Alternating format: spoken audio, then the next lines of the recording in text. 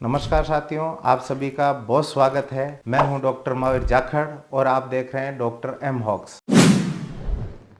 साथियों, पीयू का एक सर्वे आया था। एक अमेरिकन कंपनी है जिसने सर्वे किया कि कौन कौन मानता है कि एक पावरफुल नेता या मिलिट्री शासक अगर देश को चलाए तो बेहतर होगा। और मजे की बात यह है कि 85% भारतीयों ने वोट करके बताया कि मजबूत नेता चाहिए, चाहे वे तानाशाह ही क्यों ना हो। अब इस रिपोर्ट के सामने आने के बाद रवीश कुमार का रुदन चालू हो गया था, इसलिए ये श्रीमान आ गए अपना विलाप करने। हमने अपने पहले वीडियो जो 3-4 दिन पहले बनाया था ध्रुव राठी को जवाब देते हुए, जिसमें धूर्त राठी बोला कि भारत कैसे तानाशाही की ओर जा रहा है। उस धूर्त को पता नहीं था कि भारतीयों को जरूरत से ज्यादा लोकतंत्र, टू मच डेमोक्रेसी ने बेड़ा गर्क कर रखा है और उनको 2014 से पहले वाला लोकतंत्र चाहिए ही नहीं। इसीलिए भारतीयों ने मजबूत नेता, चाहे वे तानाशाही क्यों ना हो, उनको चुना। ध्रुव राठी उर्फ दुग्गल साहब डिक्टेटर वाला वीडियो बनाकर उल्टा मोदी जी के लिए कैंपेनिंग किए। जिसको भी शक था कि मोदी जी मजबूत नेता नहीं है, उसका शक दूर कर दिया और भारतीय जनमानस की सोच की फेवर में वीडियो बना दिया। अब इस पर रवीश कुमार का दर्द देख के ये बेचारा शादी में नाराज फोंपा की तरह कैसे विलाप कर रहा है। 24 देशों में हुए इस सर्वे में सबसे ज्यादा 85% भारतीय लोगों ने कहा कि उन्हें तानाशाही चाहिए। क्या आपको अपने आसपास की चर्चाओं से या गोदी मीडिया की बहसों से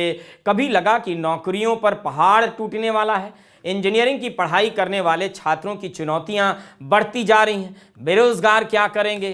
क्या चुनाव में आईटी सेल में जाकर ट्रोल बनेंगे या कम पैसे की सैलरी पर दिन रात खटते रह जाएंगे?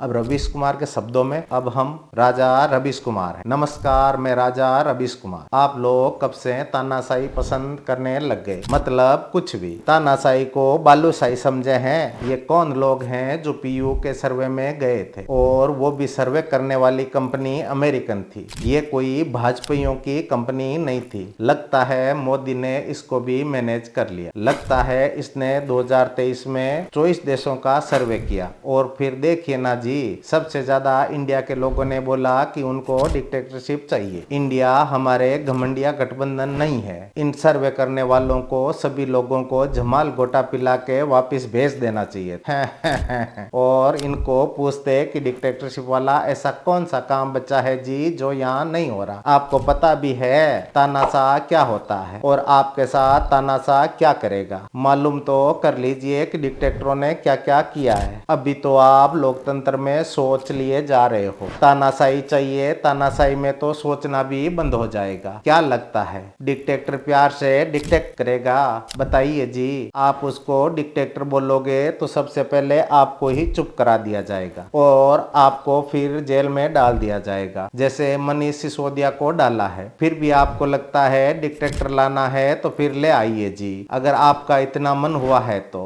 और आपके पास आप उसके पास कहने चले गए डिक्टेटर जी हमारी मांगे सुन लीजिए, फिर आपकी हालत खराब कर देगा। तब bye bye, tata, good bye, गया।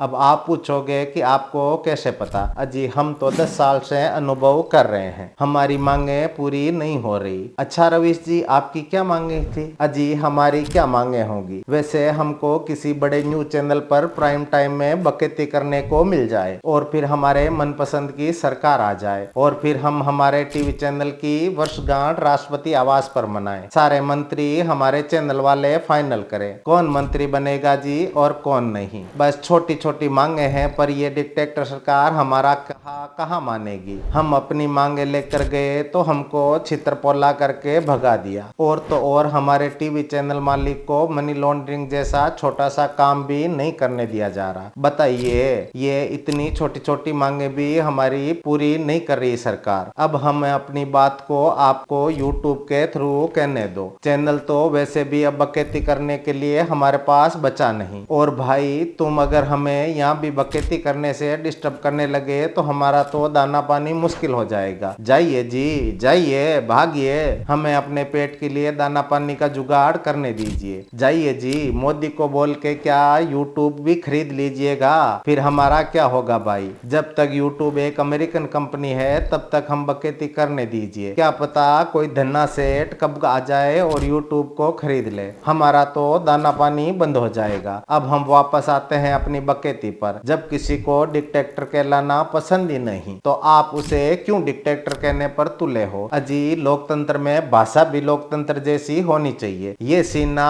इतने इंच का, उतने इंच का, इतने किलोमीटर का, ये सम्राट वो सम्राट, कुछ ना मिला तो हृदय सम्राट।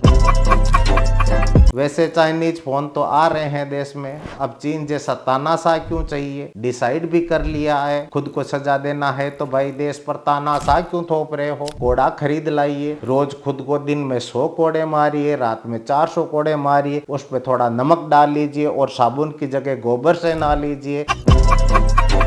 आपको किसने बताया है भारत के लिए डिक्टेटरशिप ठीक रहेगा। सोच कब लिया आपने। ट्रैफिक में फंसने के बाद ही उल्टा सीधा ख्याल आता है, जैसे हमें सुबह शौचालय में आता है। ट्रैफिक में फंसने के बाद डिक्टेटर सबको सही लेन में नहीं चलाएगा, ये काम ट्रैफिक पुलिस करेगी। अरे भाई, ट्रैफिक जाम के लिए पुलिस इंस्पेक्टर चाहिए। इंस्पेक्टर सीटी बजा के, डिक्टेटर सीटी बजा के जाम नहीं खुलवाएगा, आ गया तो उसी ट्रैफिक में सिट्टी पिट्टी गुम कर देगा। ये क्या है जी, ये तो कविता बन गई। जितने भी लोगों ने सर्वे में हिस्सा लिया उनकी गर्दन अकड़ गई है। पहलवान बुलाकर गर्दन चटकानी चाहिए ताकि सोचने में कुछ ताजगी आए। अगर दम घुट रहा है तो दिल्ली की प्रदूषित हवा में चले जाइए, और ज्यादा दम घुटे तो उसके लिए डिक्टेटर मत बुलाइए।